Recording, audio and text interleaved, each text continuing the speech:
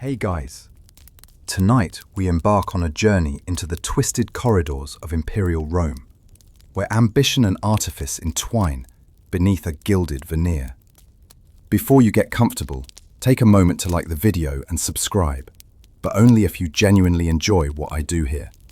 And tell me, what city are you in right now, and what time is it? I want to imagine the exact setting as you listen to this. Now, dim the lights. Maybe turn on a fan for that soft background hum, and let's ease into tonight's journey together. You trudge down a narrow street in Antium, the scent of salty sea spray mingling with roasting grain from a nearby oven. It's October of 54 AD, and a boy of just 16 stands on a raised platform, draped in purple-bordered toga, blinking at the applause of Rome's elite. You're there beside him, feeling the rough wood of the dais under your palm, wondering how this lanky youth could command such power. This boy, Nero Claudius Caesar, was born in December 37 AD to Agrippina the Younger, great-granddaughter of Augustus, and Gnaeus Domitius Ahenobarbus. A mainstream historical fact, at 17, he became emperor, the youngest in Rome's storied history. You probably won't survive this narrative without blinking a few times. Just like that teen-aged emperor who blinked away his last shred of innocence. The crowd's cheers whisper in your ear as she, Agrippina, the puppet master mother, leans in, her perfume cloud thick and honeyed. A quirky tidbit. Nero once tried to bribe a rival chariot team with jars of luxury perfume, apparently convinced that a nose full of rose essence would spur horses to sprint faster. Historians still argue whether those roses were actually more stimulating to horses, or just a wasteful vanity project. You follow Nero through marbled corridors scented with burning cedar, each footstep echoing like a heartbeat in a cathedral. His tutor, the Stoic Seneca, murmurs verses of Stoic philosophy into the boy's ear. Endure and persist, even as intrigue coils around every column. The stone walls seem to lean in, hungry for secrets. You glance at the frescoed ceiling depicting gods and emperors, the paint chipped from countless torch refits. Imagine for a moment the taste of that first festival after his accession. Figs dripping with honey, spiced wine that warms your throat like a lover's whisper. You're sipping cup after cup, trying not to slur your own words as Nero strides past, his dark curls gleaming with oil, eyes alight with a mix of excitement and dread. A light joke floats on your tongue. If you thought your high school graduation speech was nerve-wracking, try addressing thousands of senators who literally hold your life in their ink-stained scrolls. The city hums around you. Vendors hawk dried fish and olives. A dog yawns in the gutter. In the forum, statues of his predecessors glower at him as if mocking. You'll never match our legacy, they seem to say. Yet Nero steps forward, voice steady, proclaiming mercy and renewal. Beneath that gracious pledge bubbles a hint of terror. He knows how quickly applause can turn into daggers in the dark. Your skin tingles with anticipation as whispers flicker through the crowd. Is he too young? Can he wield the legions? Will he star in a play? Fringe scholars debate if Nero actually performed on stage before becoming emperor, or if that's just gossip spread by his enemies. Historians still argue whether his love of performance was genuine passion or calculated spectacle to distract from his iron fist. A chill wind drifts in from the Tiber, carrying reeds rustling and the distant clang of a blacksmith's hammer. You shiver, fumbling for the edge of your cloak, suddenly aware of how small you are in a sea of stitched banners and looming senators. Agrippina's silhouette retreats behind an arch, her alabaster face unreadable. You wonder, is she proud or plotting? One light joke surfaces. Somewhere, Tiberius is probably rolling in his grave, muttering about kids these days. As dusk settles, torches ignite along the Palatine's walkways, dancing flames that cast eerie patterns on carved eagles and laurel wreaths.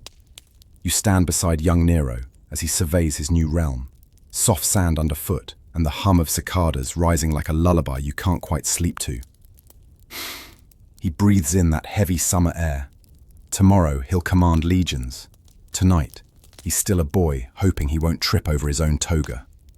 You lean closer, heart thudding, and listen to the echoes of his vow. I will serve Rome, my people and the gods. You feel the weight of those words pressing into your bones. The marble beneath your fingertips feels cold, like the promise of destiny. And so, with the first clear fact and the faintest trace of perfume in the air, our journey begins. Through palace plots, blazing fires, and the madness that awaits. You step into the sprawling amphitheatre, its tiers of marble seats forming a half-circle that seems to cradle the sky itself. Torches flicker against the dusk, casting long, wavering shadows across the packed crowd. You feel the vibrations of the cheering masses through the sand beneath your sandals, an earthquake of applause greeting Nero's entrance. He strides forward, head held high, his toga gleaming with purple borders that speak of imperial blood and limitless ambition. A mainstream historical fact. Nero became the first emperor to perform publicly on a stage, famously appearing at the inaugural games of the new theatre on the Palatine Hill in 57 AD, an act both unprecedented and scandalous. You probably won't survive this without smirking. Imagine your CEO crashing your high school play, center stage, demanding an encore. Here, though, your audience isn't politely clapping, they're roaring like lions at the Coliseum. The air tastes of dust and roasted chestnuts from the vendors lining the entrance. You inhale deeply, savoring the smoky sweetness, as Nero raises his hands, inviting the crowd into silence. A quirky tidbit drifts through your mind like a mischievous ghost. During one performance, Nero insisted on singing so many arias that some of his attendants passed out from boredom or poorly ventilated masks. Historians still argue whether it was his voice or the lingering scent of overused perfume that induced their swoons. As the lyre's gentle notes begin, you lean against the cool stone wall, wondering if you should have brought earplugs. The music swirls around you, a delicate tapestry woven from 4 dozen flutes, 2 dozen harps, and a small choir of youths trained by the emperor himself. The scent of polished wood and sweat mingles under the torchlight, reminding you of summer theatre nights back home, minus the threat of exile if you forget your lines. You watch Nero step into the center ring, his posture relaxed but regal, as if he's practiced this moment in every dream since childhood. The folds of his toga ripple like calm waves, yet there's tension in his shoulders, an undercurrent of fear that someone, somewhere, is ready to hiss, off-key. His first notes are tentative, but he holds them, tilts his head, and lets the melody bloom. The crowd exhales, caught in the spell. But scandal is never far behind. A senator seated near you, rumor has it, the same one who once plotted against Caligula, leans to a companion and whispers hisses. He sings like a goat with a sore throat.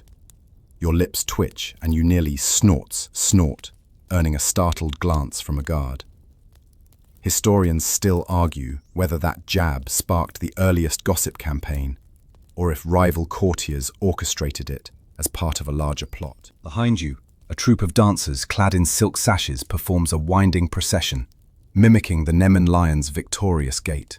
The texture of their costumes gleams under the torches, threads of gold catching every flicker. You can practically feel the weight of those silks as they undulate with each step, like wearing a second skin made of liquid light. A light joke surfaces. If you wore that, you'd need a crane just to get out of bed. Nero's face shines with a mix of elation and vulnerability. His aria crescendos, a sweeping ode to the goddess Diana, and you sense his heartbeat in every ascending melody. Somewhere in your pocket, you finger the edge of a scroll, your notes on court etiquette, imagining you'd need them if you ever dared to perform for your boss, if only he offered dental coverage for stage fright. The whispers start again when Nero transitions from singing to reciting his own poetry, his voice softer now, almost intimate. You lean forward, brushing dust from your tunic, caught between admiration and incredulity. The lines he chooses speak of love and loss, fields of poppies glowing under a harvest moon. It's oddly soothing. That poppy imagery, prickling your sense memory, reminding you of Countess's perfume that smells faintly of those same blooms. You wonder, is this genuine artistry or another carefully crafted distraction? A quirky incident. During one late-night rehearsal, Nero is said to have demanded the orchestra play underwater. He insisted that resonant echoes through shallow pools would add haunting depth. Historians still argue whether this actually happened or if it was a trope dreamed up by satirists aiming for a good laugh. Cuckolds, you chuckle, picturing flautists splashing in tunic hems, reinventing synchronized swimming centuries before its time. When the final note lingers and vanishes, the crowd's applause rises again like a tidal wave, and you're swept up in it too. Your palms sting from clapping, and you're suddenly aware of the rough marble beneath your knees, reminding you you've been kneeling like a supplicant. Cuckolds, a light joke surfaces. At this point, you might as well have prostrated yourself on the Emperor's shoes for better acoustics. Nero bows deeply, hair damp at the nape, eyes glittering with triumph. You sense the crackle of electricity in the air. Performance has become power. Beneath the marble arches, conversations flicker. Excited. He's the greatest poet since Homer. Annoyed. Ridiculous vanity. Whispering. He'll bring Rome to ruin with these theatrics. That last one drifts to you and lingers like a cold shadow. Scholars still debate whether his artistic pursuits undermined his rule or revealed a visionary soul misunderstood by stoic minds. As you rise and brush dust from your cloak, Nero retreats behind a velvet curtain, leaving you with the lingering echo of strings and a head full of questions. The night breeze drifts through the open arches, carrying faint laughter and the rustle of tapestry. You realize you've witnessed more than a performance. You've glimpsed the first crack in the imperial facade, a hint of the vanity that would bloom into madness. You step back into the amphitheater's exit corridor, torchlight dancing on polished stone, and feel the weight of history pressing against your spine. Ahead lies scandal, intrigue, and shadows deeper than any stage. But for now, you carry the memory of Nero's voice, weaving song and spectacle into the empire's story, and you can't help but wonder, will art save him or finish him? The air crackles with heat as you step onto a narrow street where smoke coils like a living serpent. Searing embers drift overhead, landing with soft hisses on clay roof tiles. You duck beneath a low awning, tasting ash on your tongue and feeling the sticky residue of burning pine sap under your sandals.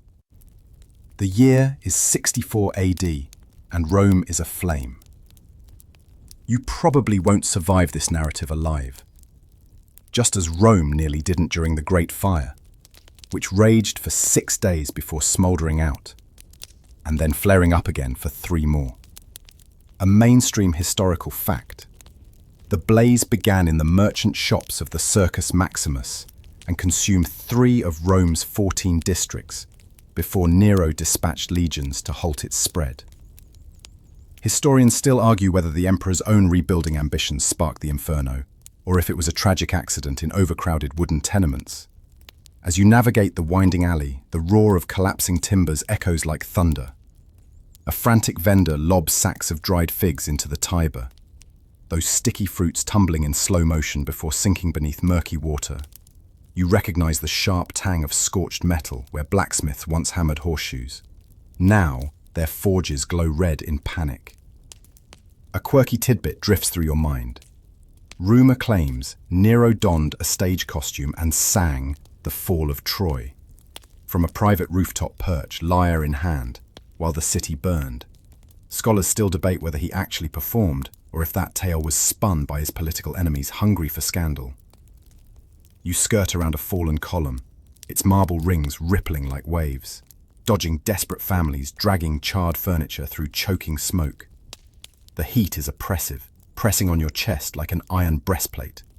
Somewhere above, pigeons bat at ashes that blanket the sky, their wings clinking as if they wear tiny bells. You laugh softly at the absurd image. If birds start accessorizing for fire season, you'll know Nero's legacy truly burned into their feathers.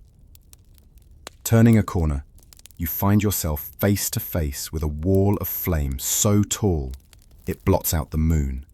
Shouts echo. "Save the Vestal Virgins! Guard the Temple of Vesta!" You feel a thrill of disbelief. Those sacred flames had burned unchanged for centuries, and now they flicker in danger. A light joke surfaces. If Vesta's hearth gods go on strike, who will keep Rome cozy? You still wonder if divine intervention would have mailed them pink slips by now. Ahead, a cohort of soldiers forms a human chain, passing buckets of water from the river to the blaze. You join them, sleeve-soaked and weight of the bucket straining your shoulder. The water steams instantly on contact, a hiss like angry steam escaping a kettle. Sweat and soot meld into grime on your forehead, and you wipe it away, leaving a streak of black that's awkwardly undone. Modern aside, it's like applying eyeliner in a moving subway. Tricky embers swirl at your ankles, igniting straw mats and sending golden sparks dancing skyward. You glance back at the Palatine Hill's opulent palaces, once gleaming white marble, now glowing orange through the haze. You recall Nero's promise to rebuild a city more magnificent than before, complete with broader streets and grander forums. That redevelopment plan would become his lasting legacy, even though many citizens lost homes in the process.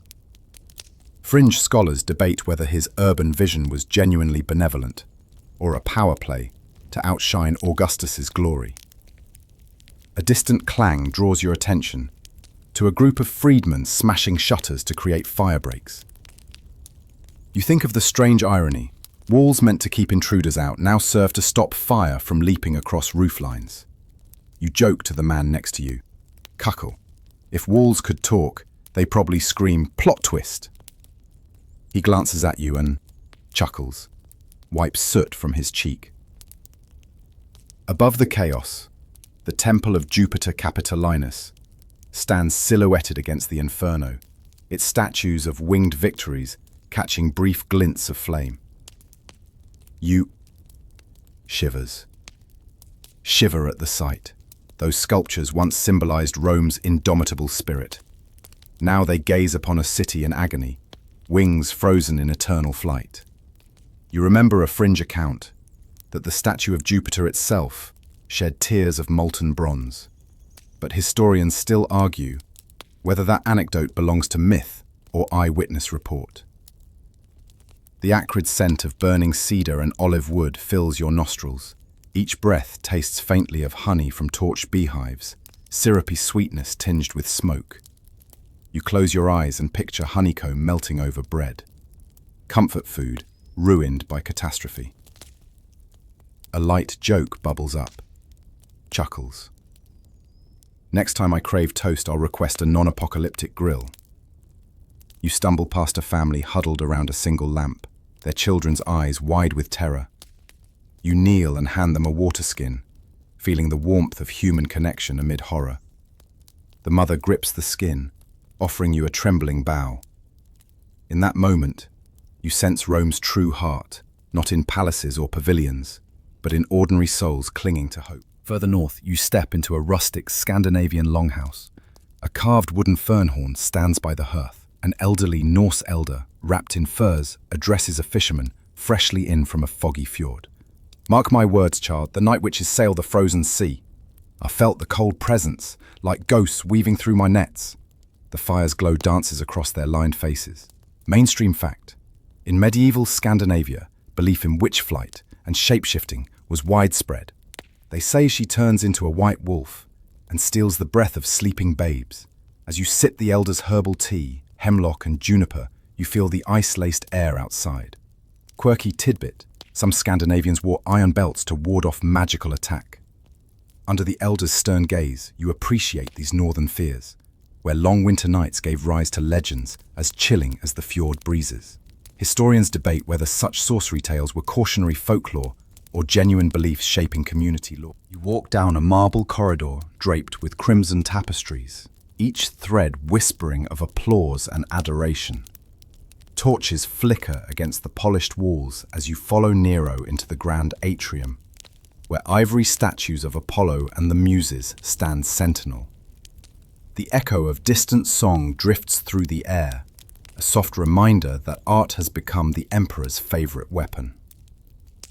A mainstream historical fact, in 60 AD, Nero established the Neronia, games modeled on Greek Olympics, featuring poetry, music, and athletic competitions, making him the only Roman emperor to found a festival dedicated entirely to the arts. You probably won't survive this narrative without tapping your foot. Imagine your boss insisting on karaoke at the office retreat, except the CEO thinks they're Pavarotti. Nero greets you with a broad smile, his dark eyes reflecting torchlight like twin onyx embers. He gestures toward a raised platform where musicians tune lyres and double flutes. You settle onto a cushioned bench, the velvet soft beneath you, and inhale the faint scent of fresh laurel leaves. A quirky tidbit slithers into your mind. Nero once commissioned a wind machine, huge polished bronze funnels that blew artificial breezes through the theatre so sung notes would carry farther. Historians still argue whether those gusts were a genius acoustic trick or simply left everyone's hair in ridiculous disarray. A modern aside drifts through your thoughts. It's like having a noise-cancelling fan that doubles as a wind tunnel. You'd either sound amazing or look perpetually windswept, with no in-between. You, picturing ancient hairstylists chasing flying curls across marble floors. The music begins, a delicate cantata to Venus, strings quivering like candle flames. You listen, eyes half-lidded, as musicians lean into each note with the intensity of gladiators facing a lion. They play beneath frescoes, depicting Trojan conquests and Bacchic revelry, images that seem oddly fitting for an emperor who loves both drama and wine. You recall the last echoes of his aria in Section 2, where he transformed poetry into power. Now, you sense a deeper blueprint forming, his ambition woven into every chord. From the corner of your eye, you spot Seneca, seated in social exile, but still cloaked in scholarly detachment. He nods at you, lips curved in a subtle smile. You lean toward him and whisper, "Think he'll outshine Orpheus tonight." He raises an eyebrow and murmurs, "Only if the lyres don't revolt." You stifles a laugh. Best not to amuse your philosophical mentor with too many jokes about instrument insurrections. Nero strides onto the stage, hands raised like a conductor ready to summon gods. The crowd hushes, anticipation thrumming in the air like hidden lightning. He places a gilded hand on a ceremonial harp, its strings gleaming silver. The scent of heated metal mixes with perfumed oil in his hair, lavender and myrrh. You breathe it in, imagining a modern backstage trailer stocked with luxury shampoo. His first strum vibrates through the polished marble floorboards, and you feel it in your chest, a gentle thump like a heartbeat. Then his voice, clear and resonant, floats over the audience, a haunting lament for his mother, Agrippina, whose memory he both revered and reviled. A scholarly debate flickers in your mind. Historians still argue whether Nero's matricide was born of ruthless ambition or genuine paranoia fueled by palace politics. That conflict seeps into every note, giving the performance a raw edge you'd never expect from an emperor. A stray spark from a nearby torch hisses onto the tapestry, igniting a tiny flame. You point it out, and a nearby attendant extinguishes it with a flourish. But you can't help thinking of the Great Fire again. How easily art and catastrophe swirl together under Nero's reign. The echo of that inferno still haunts the hall, a memory that trembles beneath each melodic iteration. The melody shifts to a lighter motif, a pastoral ode to Arcadia, land of shepherds and gentle streams. Harps trill like trickling water, and you half expect goats to waltz in, bells jingling around their necks. A light joke surfaces. If goats start auditioning for the chorus, you're signing up too. The lightness is a welcome reprieve, a chance to breathe between crescendos of existential dread. Behind you, a courtier passes a scroll to Nero, an invitation to recite one of his own poems. He pauses, brow furrowed, then lifts the parchment and begins to read in measured cadence. The poem speaks of moonlit gardens, flowers that bloom only under the gaze of Diana, You imagine pale petals glowing like lanterns in a midnight grove. The words hang in the air, sweet and elusive. As he recites, you notice the torchlight catch flecks of gold dust in his hair, an opulent touch that makes him appear almost divine. You lean in, noting the soft rasp of his voice as he articulates each line. A fringe tidbit breezes through. Nero supposedly mixed crushed pearls into his stage makeup to sparkle under torchlight. Historians still argue whether those pearls were real, or just a rumor spread by envious rivals. You smirk, picturing stagehands scooping oyster slurry into cosmetic pots. What a glamorous mess. Nero closes the parchment, steps back and raises his arms. Silence ripples across the crowd before applause erupts like a gentle tidal wave. You clap, palms tingling against the velvet cuff of your tunic, caught between admiration and that familiar knot of unease. His art has enchanted you and reminded you of the emperor's uncanny ability to sway hearts, whether through melody or decree. When the performance ends, a troupe of dancers enters, moving in strict, almost mechanical patterns that contrast with the music's fluidity. Their masks, painted pale blue, reflect torchlight like quiet moons. Each step is orchestrated to shadow the poem's cadence, creating a living echo of words in motion. You gaze, entranced by the silent dialogue between voice and body. A light joke flits through. If you danced that stiffly at your cousin's wedding, people would think it was a honey-drunk seizure. Nero bows again, face flushed with triumph, and you share a brief glance. He seems genuinely moved, a rare glimpse of vulnerability beneath the imperial sheen. You wonder, does he believe in his own artistry? Or is this just another layer of spectacle? Scholars still argue whether Nero's performances were sincere expressions of his soul or grand illusions designed to distract from darker impulses. As the musicians pack their instruments and dancers slip away, you linger in the hush, savoring the afterglow of creativity. The scent of crushed flowers drifts from smashed garlands at the foot of the stage. You scoop a few petals into your palm, holding their fading fragrance like a promise. Nero turns to you, eyes bright. Tomorrow, he says softly, we unveil the new public baths, my greatest architectural gift to Rome. You nod, tucking the petals into your cloak. The promise of marble mosaics and steaming pools lulls your mind toward gentle anticipation. You step back into the marble corridor, the echoes of song still ringing in your ears. The torchlight dances on polished columns, and for a moment, you forget the undercurrent of madness that lies beneath every masterpiece. In the heart of Rome, art and power have woven an intricate tapestry, one you're both entranced by and wary of. You slip through a dimly lit corridor of the Domus Aurea, the emperor's golden palace, where frescoed walls shimmer with ghostly figures in half-faded hues.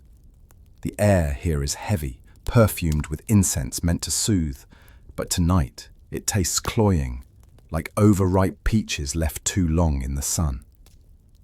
Torches burn low, their flames sputtering against gilded cornices, casting erratic shadows that dance like whispering conspirators. A mainstream historical fact.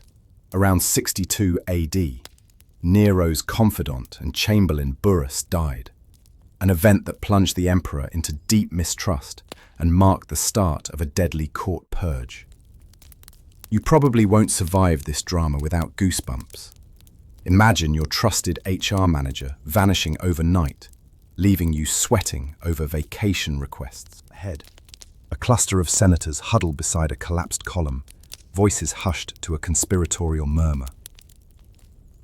You edge closer, treading carefully on mosaic tiles inlaid with lapis lazuli, each step echoing like a cautious heartbeat.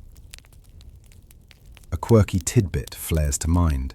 Poisoned mushrooms were a favorite delivery method in Nero's court, almost as popular as free wine at a college party.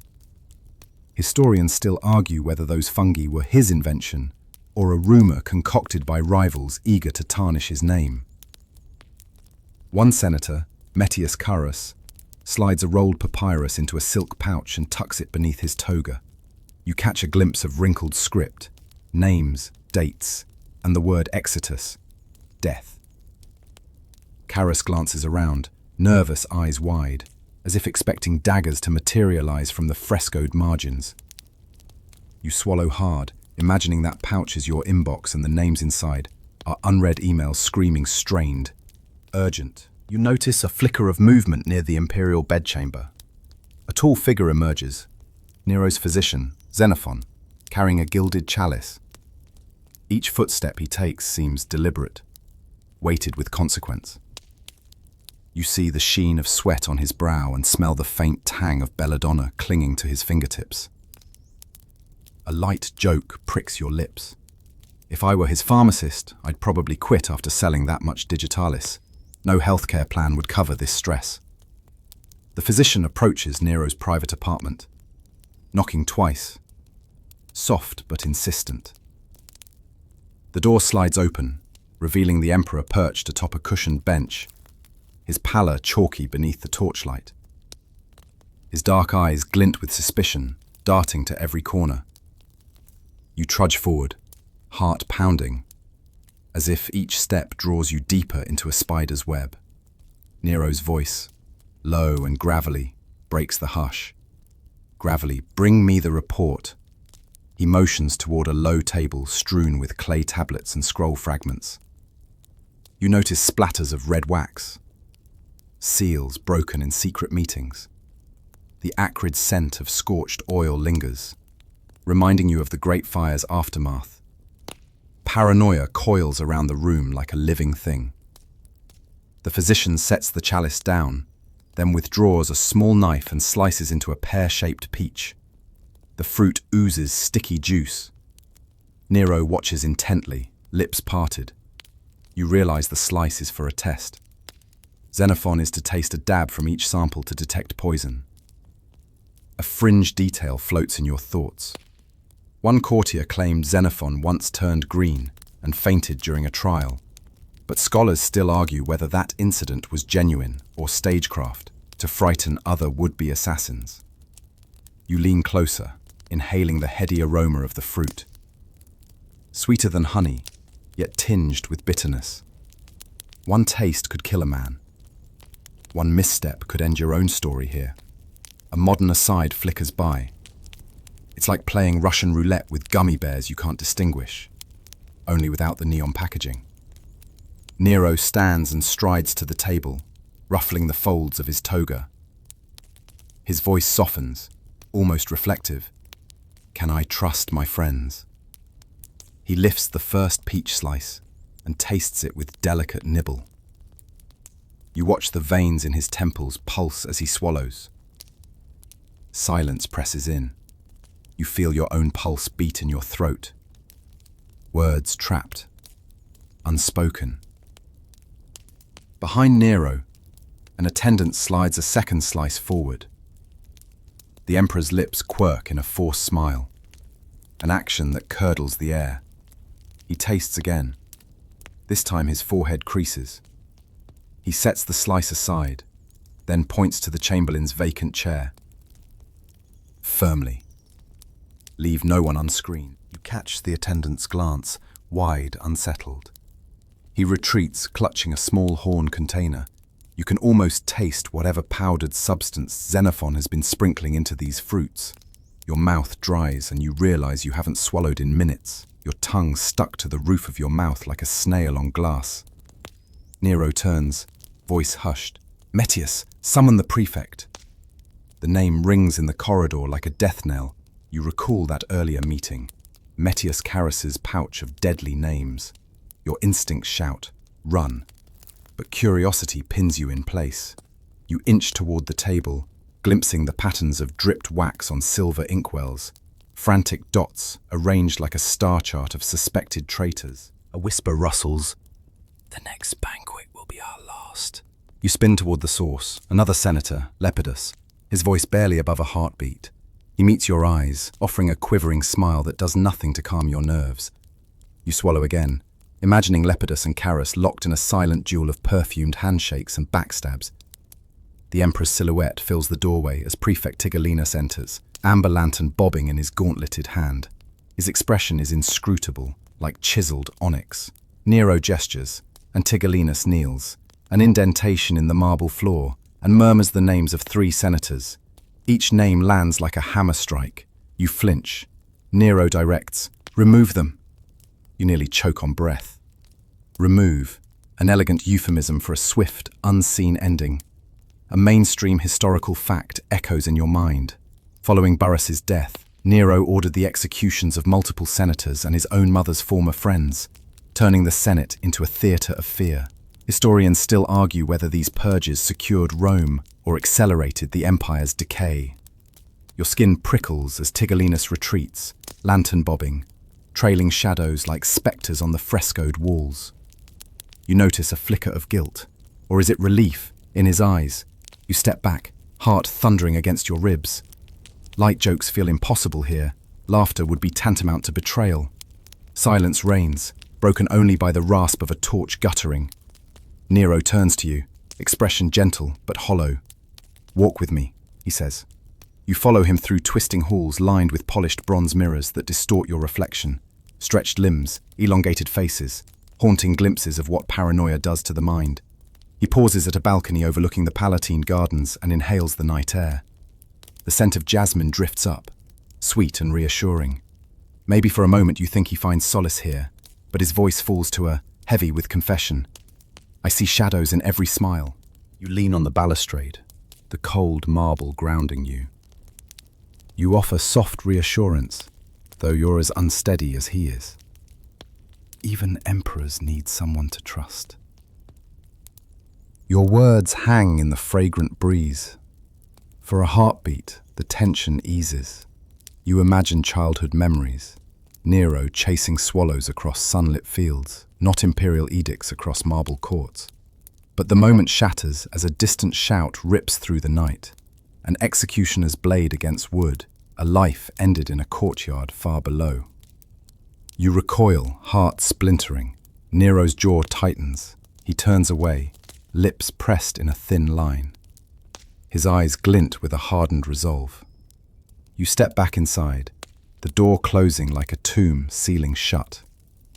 The incense smoke curls upward, as if mourning the lives lost. Your breath comes in shallow bursts. This court is a crucible where paranoia and power forge one another into a blade that spares no one. In that silent atrium, you understand. Trust in Nero's Rome is as fragile as a crushed peach slice under an emperor's knife. And you, for all your wonder, are now a witness to a regime where loyalty is fleeting and friendship can turn fatal with a single whispered command. You find yourself under a blazing Mediterranean sun, the olive trees casting mottled shadows over a packed stadium in Olympia. The air is thick with milling spectators, their chatter rising in waves until it crashes against the marble columns surrounding the hippodrome. Sweat beads on your brow as you settle onto a stone bench, the heat of the day pressing down like an invisible blanket. A mainstream historical fact. In 67 AD, Nero journeyed to Greece and shamelessly entered the Olympic Games, competing in both chariot racing and singing competitions. A move that shattered centuries of Greek tradition. You probably won't survive this without wincing. Imagine your boss showing up at your weekend 5K, wearing a tuxedo and demanding a medal. You wipe your hand across your forehead, smearing a stripe of dust into your eyebrow. The scent of fresh oil from athletes' bodies mingles with the tang of sea salt, drifting inland from the nearby coast. You can almost taste the brine in the air as you try to steady your breathing against the cacophony of trumpets and drumbeats. Ahead, Nero stands atop a gilded chariot, drawn by 10 horses, 2 more than the standard quadriga. A quirky tidbit.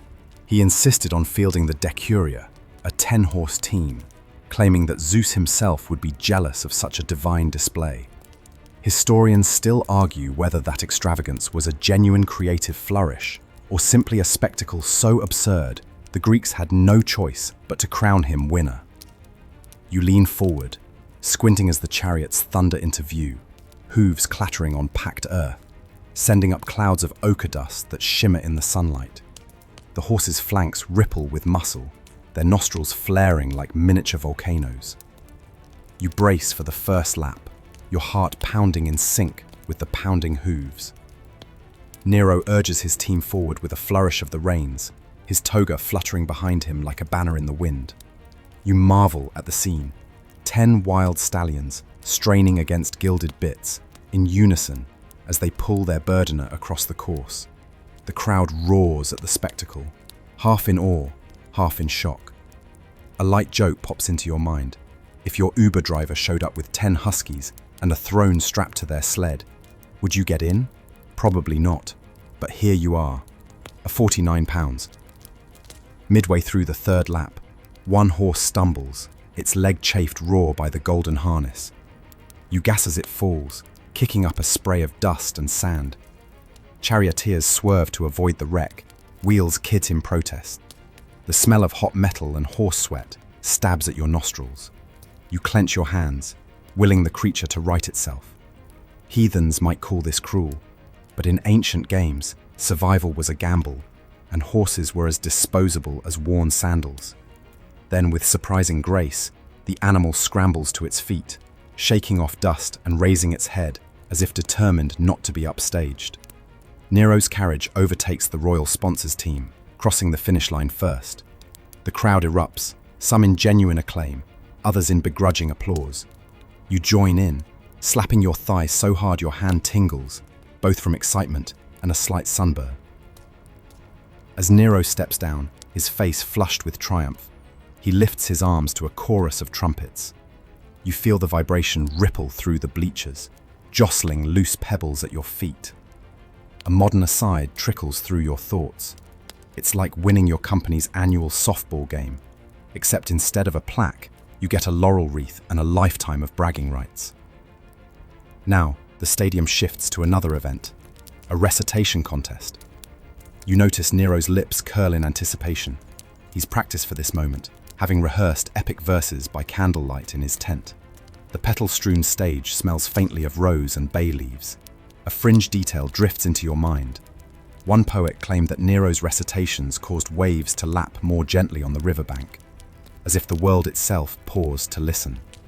Scholars, you lean against a column carved with scenes of Zeus hurling thunderbolts at giants. A comforting reminder that even gods had to fight to maintain order. As Nero steps forward, you recall his earlier performances back in Rome, the controversy they stirred, and the whispered threats of exile, or worse. The texture of his voice now feels familiar, like a velvet cloak draped over a blade. He begins with a solemn invocation to Apollo, each syllable measured. The language is archaic Greek, yet you catch the undercurrent, the promise of renewal, the hope of divine favor. You lean in, drinking the words like a cool drink on a scorching afternoon. The judges exchange murmurs and nods. Occasionally, a stray whisper drifts through. He dares to kneel before our gods. His diction falters. Awe-inspiring or impious. Historians still argue whether the Greeks hated him for the hubris or admired his dedication to the arts. You note the shift in energy as the recitation ends and the judges deliberate. The sun has edged westward, casting long shadows that stretch across the stadium like dark fingers. You shiver slightly, despite the heat, and reach for your water skin, only to find it empty. The rough leather feels cool against your fingertips. You press it to your lips anyway, remembering the fleeting sweetness of relief. You joke under your breath. Next time, I'll pack an extra bottle. Horse sweat is a poor substitute. At last, a herald climbs the dais and proclaims Nero the victor.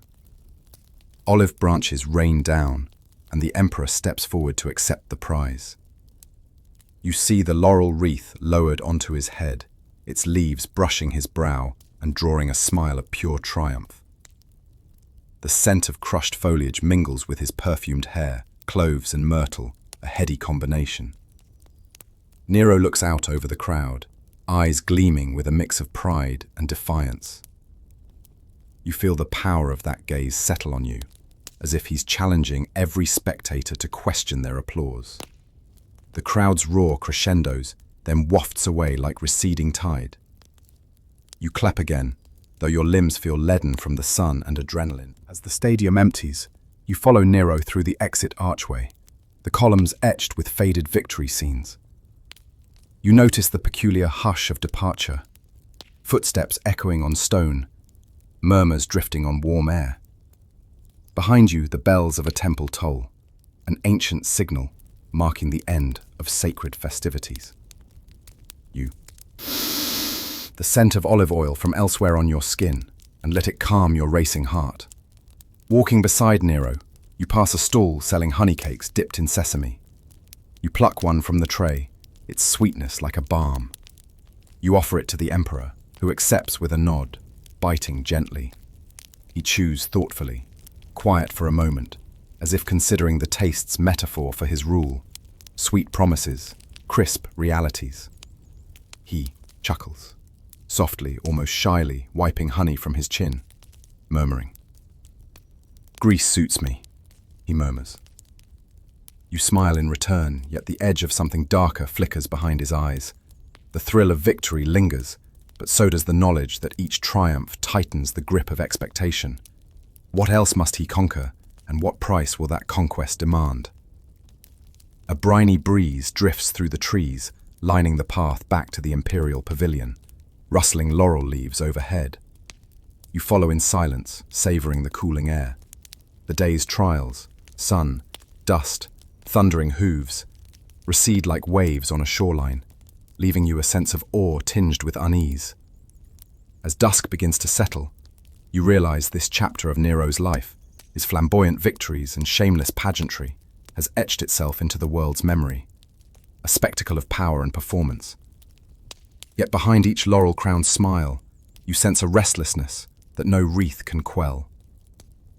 Your steps echo on marble as you and the emperor walk side by side into the gathering twilight, carrying with you the taste of honey and the weight of history's gaze. You follow Nero through a winding garden path of fountain-carved nymphs, the air redolent with jasmine and rosewater, petals damp underfoot like confetti after a royal procession.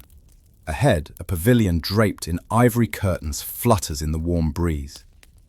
Inside, Poppaea Sabina reclines on a silken divan, her pale skin glowing like alabaster by lamplight.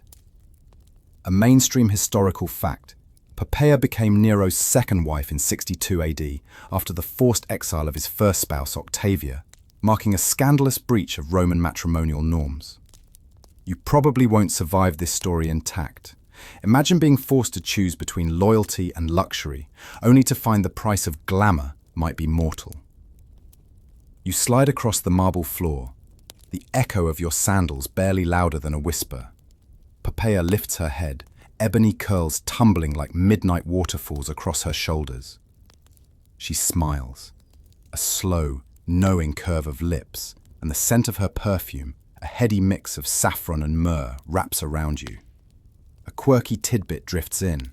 She once dyed her hair with crushed saffron threads to achieve a golden sheen, inspiring every Roman noblewoman to sneeze flamboyantly for weeks. Historians still argue whether that sneeze epidemic was a marketing coup or a genuine allergic crisis. Poppaea's dark eyes lock onto yours as Nero steps forward, draped in a pale tunic that highlights his restless energy. He kneels before her, pressing a single rose petal to her lips. You hear the faint rustle of silk as she sits up, gently brushing a strand of hair from his forehead. Their love seems effortless, yet whispers swirl like dancing motes in the lamplit air. The pavilion walls are hung with tapestries depicting Venus and Adonis entwined in marble relief.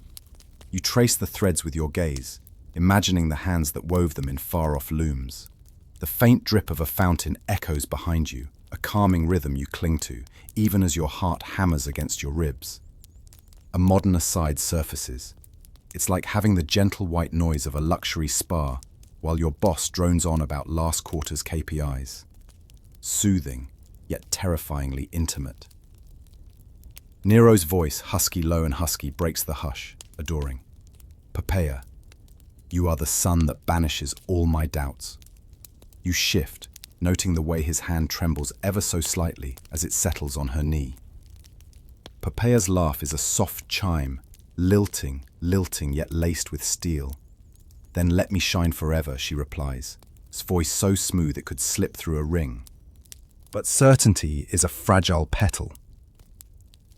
You watch as Nero's expression darkens, shadows flickering across his face like storm clouds. In one tense moment he stands, pacing the reed-carpeted floor. The torchlight glints off the gold embroidery of his robe, laurel wreaths and winged victories gleaming mockingly at you. A fringe detail flickers. Some sources claim Poppaea's final name wasn't Sabina at all, but Sepsinia, a scribal error that Golden Palace secretaries quarreled over for decades. Scholars still argue whether that twist of ink speaks to hidden lineage or just sloppy bookkeeping. You step closer as he halts before Poppaea, gaze locked on her enigmatic smile. He raises a goblet of aged Falernian wine, the deep crimson liquid swirling like summer sunset in crystal. "To us," he toasts, voice thick. Poppaea lifts her own cup, the glass catching the lamplight. The air tastes of grapes and promise. You peek at her meniscus and wonder, is love stronger than poison? You've heard the rumours, especially in Section 5's poisonous peaches, and whisper of hush-hush conspiracies. Poppaea's health has been precarious. She's carried Nero's child more than once, only for fate to claim it. Tonight, you can almost taste that tension. The torches gutter as if sighing under the weight of unsaid accusations. You gulp, overtly swallowing, ensuring Nero notices. He smiles briefly, but it doesn't reach his eyes. He paces again, each footfall muffled on the fine carpet. The scent of crushed roses drifts from scattered petals on the low table, mingling with the sweet, fermented wine. You remember Burrus's death in Section 5 and wonder if trust can ever bloom in these halls. A soft moan emerges from Poppaea as she rises, hand pressed to her belly, her expression tightening. You freeze, uncertain whether that sound is pain, surprise, or something darker. You inch forward, heart pounding in your throat. Poppaea steadies herself against a gilded column, the marble cool beneath her fingertips. Nero lunges to catch her, eyes wide. You inhale, sharply, the perfume of saffron craning back into your senses. Poppaea sways, and the lamps flicker as if shaken by an unseen quaking. A light joke flickers at the edge of your mind. If I wore that much saffron, I'd be the world's most fragrant hazard. But the moment is too fraught for laughter. Poppaea's knees buckle. Nero catches her, pressing a hand to her wrist. His other hand scratches at his toga, knuckles white. You step forward, offering silent aid, but Nero waves you back. The lamplight plays on his face, revealing the thin sheen of sweat on his brow. He murmurs her name, Poppaea, a single word drenched in alarm. She collapses into his arms. You pivot your gaze to the floor, the mosaic of chariot wheels and grapevines spinning under your gaze. You swallow, recalling the rumor that Naphtha, the Greek healer, had warned Poppaea against long walks in the night gardens. Claimed she carried a spirit not entirely her own. Historians still argue whether that was metaphysical hokum or an early misdiagnosis of eclampsia. Nero's voice trembles, cracking like a breaking reed. "You'll live," he whispers, but his tone is less promise than command. He sweeps Poppaea into a reclining chair by the fountain. You note the water's gentle ripples, a contrast to the turmoil brewing here. The dripping falls like tiny bells, indifferent to royal suffering. A physician rushes in, probably Xenophon again, though you can't be certain. He kneels, checking Poppaea's pulse, his oil-slick robe brushing the carpet. His expression is businesslike, betraying no emotion. He murmurs something in Greek that you don't catch, perhaps a diagnosis, perhaps a prayer. You watch Nero pace the length of the pavilion, eyes cast down. In one tense moment, he stoops to press a trembling kiss to Poppaea's cheek. You feel your own throat tighten at the intimacy. A fringe whisper flits across your mind. One senator claimed that Nero struck Poppaea in a fit of rage, a kick that ruptured her womb. Scholars still argue whether she died from a literal blow, complications of pregnancy, or some subtle poison slipped into her wine. The physician rises, grim. Poppy's eyelids flutter, then close for good. The world tilts as you realize the hush that descends is absolute. Torches guttering, water dripping, breath held. Nero kneels beside her, face pale, lips whisked in a silent cry. You sink to your knees opposite him, offering presence as the only comfort left. Your chest constricts as he murmurs, choked up. "My son, my life, why leave me so?" His shoulders shake. You reach out, hand hovering but not touching, for to touch might dissolve the fragile boundary between mourning and madness. Outside, the garden's cicadas drone, oblivious to the palace's grief. A soft gust stirs the curtains, carrying jasmine into the room. You inhale deeply, balancing sorrow and the scent of fleeting blossoms. You imagine Poppaea, at her most radiant, dancing barefoot in the dewy grass, an image both tender and impossible to hold. Nero finally rises, cloak pooling around his knees.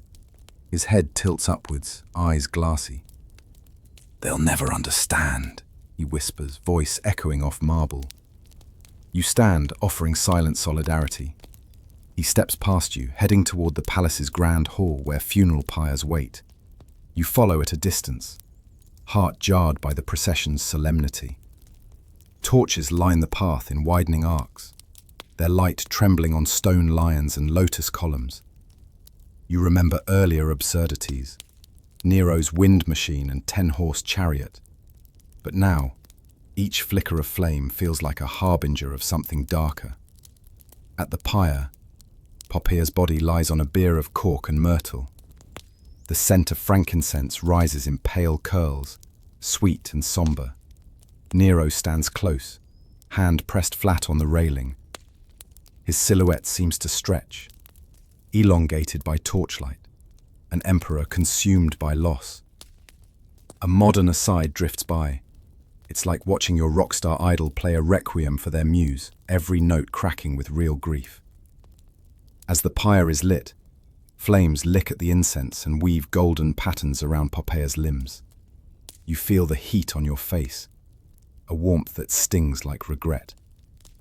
Nero closes his eyes as the fire crackles, casting sparks into the night sky. He leans into a staff, trembling visibly.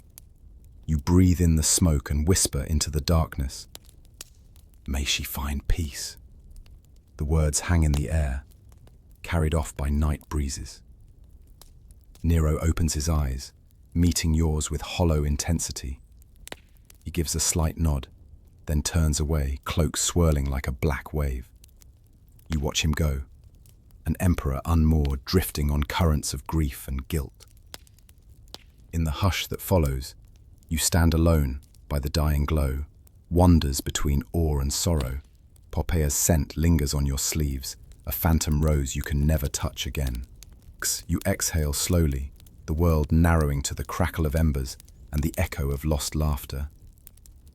You trudge across a swollen country road, the damp earth of Gaul clinging to your sandals like stubborn confetti. Morning mist curls around the oaks, and the distant bleat of sheep blends with the low hum of anxious conversation. It's 68 AD, and rebellion smoulders in the air, tiny embers threatening to ignite into full-scale revolt. A mainstream historical fact. An uprising led by Gaius Julius Vindex, governor of Gallia Lugdunensis, erupted that spring when he declared support for a rival claimant to the throne, forcing Nero to dispatch legions northward. You probably won't survive this narrative without feeling the tension. Imagine your neighborhood HOA staging a coup because you painted your fence the wrong shade of white. You follow the column of legionaries, armor clinking, standards fluttering like wary birds. Their faces are grim beneath iron helms, lips pressed into thin lines. You smell the metallic tang of metal mixed with unwashed bodies, a stark contrast to the perfumed courts in Rome. A quirky tidbit drifts to mind. One centurion reputedly kept a pet owl in his tent to warn of traitors, though historians still argue whether the bird was a genuine guard or just an unfortunate pigeon dyed white. As you crest a hill, you glimpse smoke rising over a cluster of farmsteads. Villagers flee with bundles strapped to their backs, blankets, goats, a prized chicken or two. You catch the frightened gaze of a mother clutching an infant, her eyes wide as saucers. The child's soft coo is swallowed by the rumble of marching boots. You swallow hard, the memory of Poppia's last gasp flickering like a distant candle from Section 7, reminding you how quickly life can shatter. Ahead, you see a makeshift rally. Gallic tribesmen draped in vibrant woolen cloaks, spears held high. They chant ancient war cries, voices rising like wind through reeds. You grip the haft of your pilum, knuckles whitening, and wonder if your training with Seneca's philosophical stoicism prepared you for this. Modern aside, it's like signing up for a weekend yoga retreat, only to find it's actually a Spartan obstacle course. The legion halts. Centurion Titus Flavius steps forward. Lay down arms, and no harm shall come. His authority ripples across the field like a stone skimming a pond. A tall Gaul sneers, tossing earth from his hand. Rome takes our grain, our children. Why not our blood? His challenge cuts the morning silence, leaving you gasping at the blunt honesty. Nero's decree crackles through your mind. He demanded swift justice, promising pardons to those who submit and harsh reprisals to the rest. A fringe detail stirs.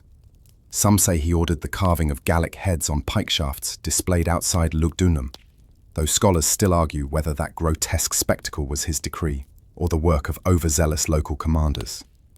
You shiver, recalling the scent of burning incense from Section 5's poisoned peaches. How little separates ceremony from slaughter. You watch as the first volley is called, not of arrows but of words. A Roman tribune steps forward, offering peace terms written on a battered scroll. The tribesman behind the speaker grips a spear so tightly that his knuckles turn white, and you sense the raw fury coiled in his posture. You edge closer, noting the flecks of dried blood on his cloak, probably from an earlier skirmish. Each drop stains the wool like dark stars on a crimson sky. Suddenly, a trumpet blasts, a signal to advance. Legionaries march in lockstep, shields colliding in a rhythmic clang like a drumbeat of inevitability. You find yourself hoisting your scutum, bracing for impact. The tribesmen charge, war cries echoing off moss-covered stones. Your heart pounds, matching the thunder of hooves and boots. A light joke flits through your mind. Cuccles, if group aerobics looked like this, would you ever skip leg day again? The first clash is brutal yet swift. Spears thrust and parry, metal screeches and grunts fill the cold air. You taste dust and fear on your tongue as you thrust your pilum into a warrior's shield, feeling the wood shudder under your fingertips. You pivot, bracing as another attacker swings an axe. Your gladius meets steel with a sharp ring, and you twist to fend off the blow. Amid the carnage, you glimpse the centurion, ordering disciplined lines to reform. Their cohesion repels wave after wave of fierce attackers.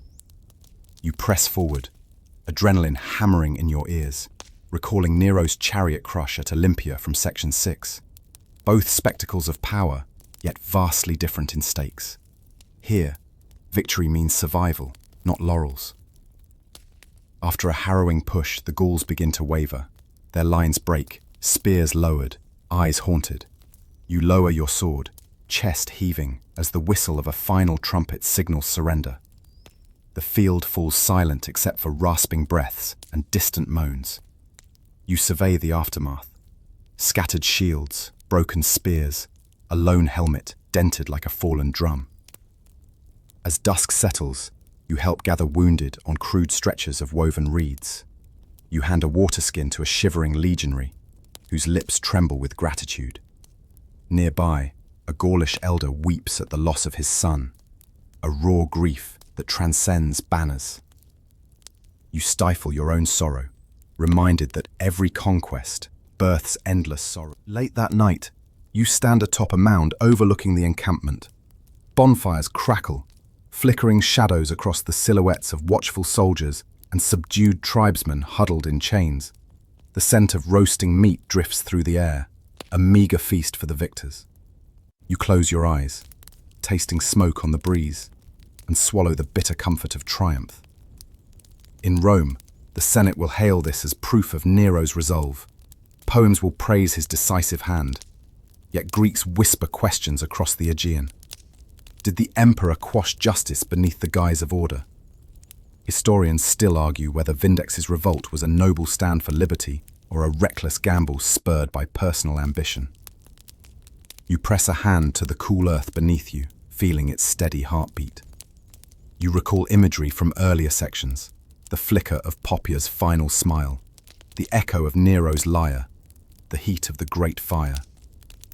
They all converge here, ambition, art, and atrocity, woven into a single tapestry. You sense that this conquest, like the ones before, is both triumph and tragedy. A soft wind rustles the grass, carrying the distant murmur of centuries and the occasional cry of a guard changing watch. You lean back, gazing at stars glittering like distant fires. The tapestry stretches infinitely above you, a silent witness to both human folly and resilience. You exhale slowly, allowing the night to enfold you. For a moment, rebellion's embers cool to glowing coals, and you feel both weary warrior and humbled witness. Tomorrow, the legions will march home, and Rome will applaud their victory. But for now, you remain on this sodden hill, embraced by darkness and the profound uncertainty that follows every battle. You slip away from the crackle of bonfires and the clang of closing gates as dawn's pale light stretches across the Campanian hills. The scent of damp grass and olive groves greets you as you trudge toward Puteoli's harbour, heart pounding with each careful step. You've heard the rumours. Nero has been declared a public enemy. The Senate's knives aim squarely at his back, and now you're helping him slip through the shadows. A mainstream historical fact. In June of 68 AD, amid whispers of assassination and the Senate's outrage, Nero fled Rome, journeying first to the coastal town of Puteoli, before ultimately making for Greece. You probably won't survive this retreat without gripping your cloak. Imagine your boss dumping you at the airport with a one-way ticket and a broken company credit card. Behind you, the city's silhouette fades into a haze of whitewashed villas and overgrown vineyards. You glance back once, spotting the Palatine Hill silhouette disappearing like a half-remembered dream. A quirky tidbit flits into your mind. Legend says Nero styled his escaping hair into a simple twist, ostensibly to look like any other fugitive peasant. Yet he still managed to lose several wigs along the journey. Historians still argue whether those missing wigs were an act of desperate disguise or just poor hair care planning under stress. You pause on a dusty road, catching your breath. The salty tang of the Mediterranean drifts in on a gentle breeze, and you swallow, tasting freedom's fleeting sweetness. You hand Nero a small water skin, and he drinks with a fervour usually reserved for poets at wine festivals. The water tastes of earth and sky, a reminder of home as you trudge toward an uncertain future. A light joke bubbles up. If only his toga had pockets, he'd have been better prepared. Imagine trying to stash snacks in toga folds. Walking beside him, you recall the loyal praetorians who once cheered his chariot rides. They now stand silent, torn between oaths and survival. The memory stings like a winter chill. Betrayal can bloom faster than gladiolus in Roman summer. A modern aside surfaces. It's like having your team text you, "Good luck," while banging out your meeting notes behind your back. You reach Puteoli's busy docks, where merchants barter over fish and amphorae, the hubbub a stark contrast to Rome's imperial hush. Nero pauses at the edge of the pier, eyes fixed on a small merchant vessel preparing to sail. You note the brightly painted prow, an unusual shade of turquoise, and wonder if that's a local custom or just the captain's eccentricity. A fringe detail drifts in. Some accounts claim Nero bribed the crew with jars of rare garum fish sauce to ensure safe passage, though scholars still argue whether that pungent condiment truly swayed hardened sailors, or if it was simply a salty rumour. The ship's plank creaks as you step aboard, and Nero follows, hands trembling as he clutches the rail. Salt spray splashes your cloak, the brine stinging your skin. You tighten your grip on a coiled rope, trying not to groan at the thought of centuries-old wood underfoot. A light joke surfaces. If this sinking feeling were literal, we'd be practicing synchronized swimming by now. As the vessel pulls away from the quay, you look back at the receding shore. Cypress trees waving like mournful sentinels, and feel a pang of loss. Behind you, Rome fades into a misty horizon, a city of marble and madness that once promised boundless glory. You rub your eyes, recalling the flicker of torchlight on the Domus Aurea and the echo of Poppeia's laughter in the moonlit pavilion. On deck, the crew unwind sails, their knots practiced and precise. You lean over the rail, watching fins slice through foaming water. The gulls wheel overhead, squawking accusations of cowardice that you can almost translate. "Shouldn't you have brought more snacks?" You laugh, despite yourself, shaking your head at the absurdity. Night descends, and you huddle beside Nero atop a coil of rope, the canvas awning shading you from spray. The sky stretches vast above, pinpricked by unfamiliar stars that you can't name. Shivers, you shiver, and Nero offers you his cloak, its purple border faded to a dusky plum. You drape it over your shoulders, comforted by the weight and warmth.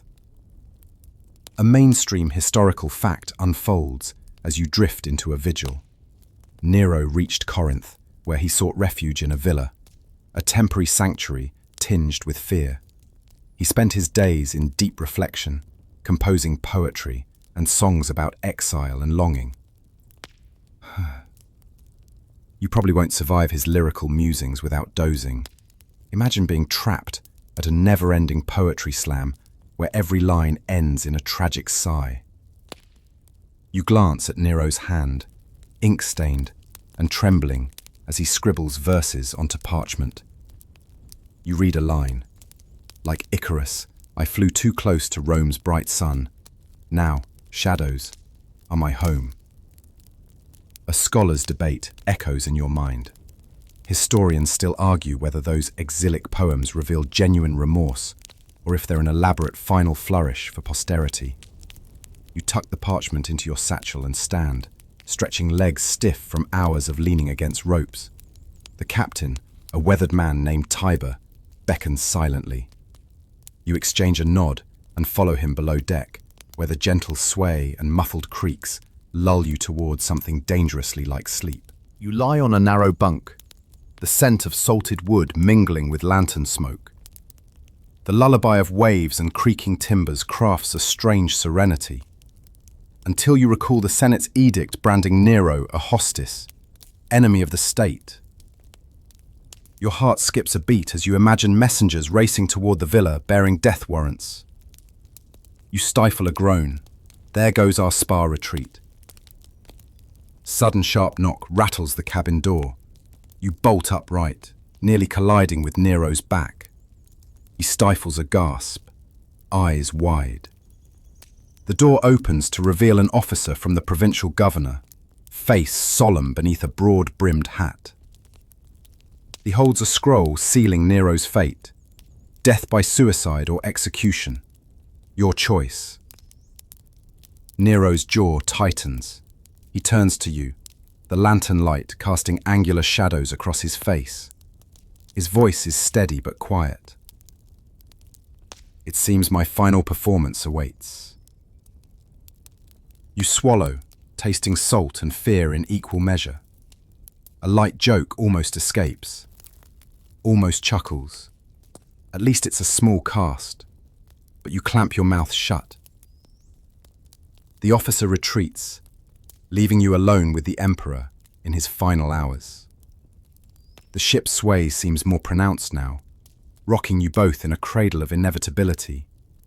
You pace, mind racing through earlier chapters of madness and mercy, arts and atrocities. In each memory, you sense a piece of the man before you. Boy, artist, arsonist, lover, ruler, and now fugitive. The night stretches thin as linen, and you sit beside Nero once more. He gazes at the lantern's flicker, tracing patterns on the wooden beam above. You lean in, whatever you choose. Your story endures. His eyes meet yours, glinting with sorrow in something else. Relief, perhaps, to have a witness in his final act. A modern aside surfaces in your mind. It's like sitting with a friend handed a final, difficult decision. Only the stakes are monumentally higher, and there's no HR to mediate. You clear your throat, knowing solace is rare in moments like this. Nero nods, rising unsteadily. "I will sing one last song," he murmurs. He lifts a lyre from a corner, its strings dusty from disuse. You steel yourself, bracing for a performance that will echo through eternity. As he draws the bow across the strings, the notes tremble, fragile as his hold on life. You close your eyes, letting the melody wash over you, an elegy for a reign of pleasure and pain. The vessel's timbers creak in harmony as waves lap at the hull. In that lullaby of strings and water, you feel the weight of every victory, every betrayal, every flame, and every tear. When the final note fades, you hold your breath, expecting silence. Instead, whispers of wind fill the cabin, carrying a promise of release. Nero lowers the lyre, face serene for the first time in years. His lips part in a faint smile, an ambiguous expression you'll never quite unravel. You step forward, offering your arm as a friend might. He accepts, head bowed. Together, you leave behind the flickering lantern and step toward dawn's grey light, ready for the final curtain. You step onto the dew-slick slope leading toward the villa's small courtyard, the first pale light of dawn brushing the horizon in soft apricot hues. The air smells of damp stone and crushed lavender from the garden beds you passed in the night. Ahead, you see Nero standing alone on a low terrace, shoulders hunched as he gazes at the awakening sky. A mainstream historical fact, on June 9th, 68 AD, facing certain execution by the Senate's decree, Nero chose to end his own life in a secluded villa near Lake Avernus. You probably won't survive this moment without a catch in your throat. Imagine standing beside someone who scripted their final scene with trembling determination. You join him at the balustrade, the marble cool beneath your fingertips. The sky shifts from violet to rose, each color drifting across the clouds like a silent symphony. Nero breathes in deep, eyes fixed on the water's glassy surface, where reeds tremble in the gentle breeze.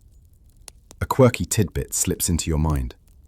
As a child, Nero once tried to capture the morning sky in a jar, believing he could preserve dawn's colors to sprinkle on his breakfast. Historians still argue whether that whimsical tale is fact or fancy imagined by his biographers. He turns to you, expression serene yet haunted, and offers a small smile you've never seen before. The lines of worry etched around his eyes seem to soften in this new light. He lifts his hand, tracing a finger along the cool stone. "Remember our first dawn in Antium?" he murmurs, voice hushed. You feel the weight of the years in that question. Boy emperor, performer, arson suspect, tyrant, exile, all condensed into this quiet moment.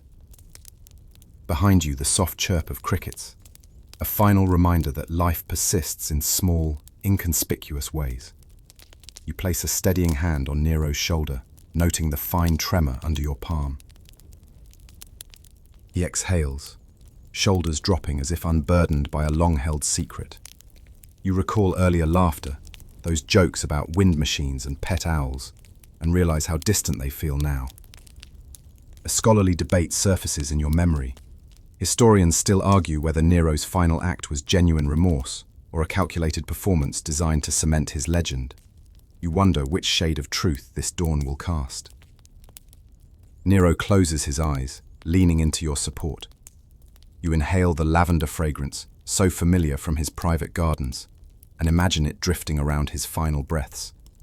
He lowers his head and steps away from the railing, revealing the small dagger sheathed at his side.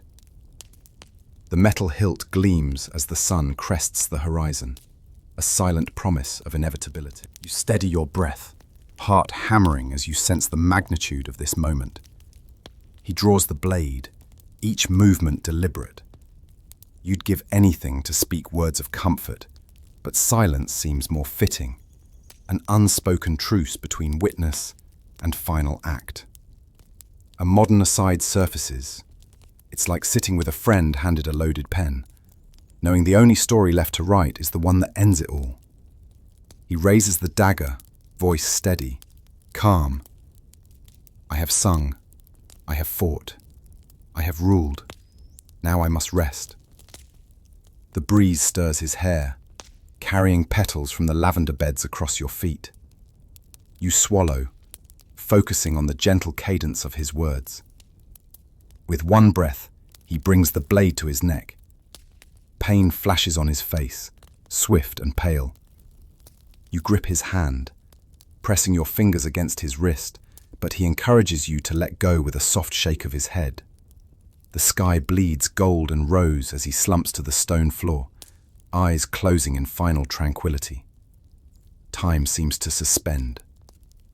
You kneel beside him, brushing a wisp of hair from his temple.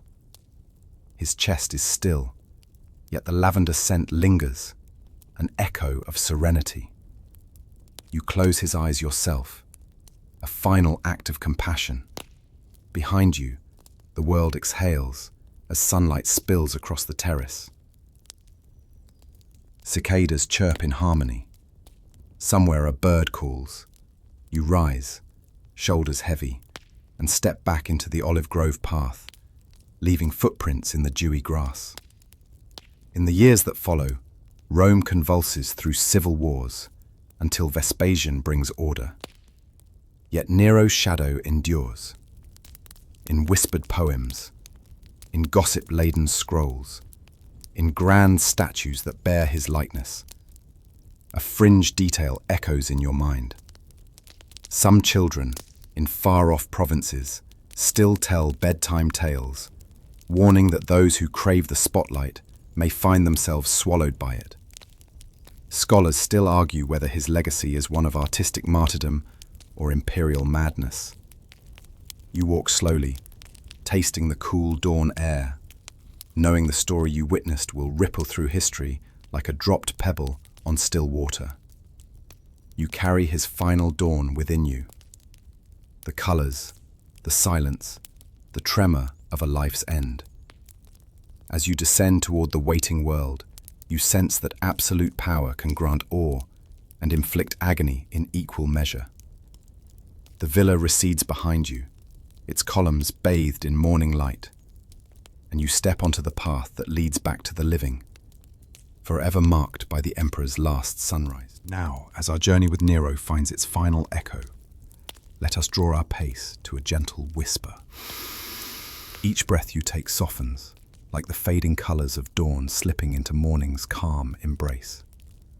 Allow the memory of sword steel and soaring lyres to melt into distant reverie, replaced by the hush of olive branches stirring in warm air.